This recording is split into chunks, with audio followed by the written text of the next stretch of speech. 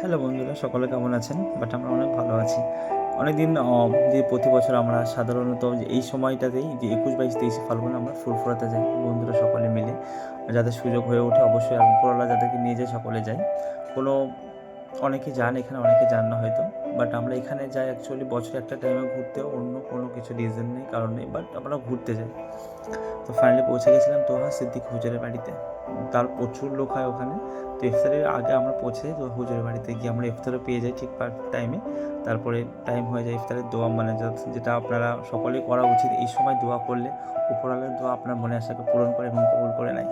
তো ফাইনালি আমাদের নামাজ কমপ্লিট, ইফতারও কমপ্লিট হওয়ার পর আমি প্রতিটা বারে যখনই ফুরফুরাতে যাই, নামাজ পড়ে বার হলে আমার কেন জানি না আমার সঙ্গে তোহা সিদ্দিকের দেখা হবে। আমি কিন্তু ফলো করে আসি না যে ওখানে উনি আছেন, আমি গেলে দেখা হবে, এরকম না। আমি বেরিয়ে আসার পরেই দেখি আমার পাশেই থাকে প্রতিটা বছর।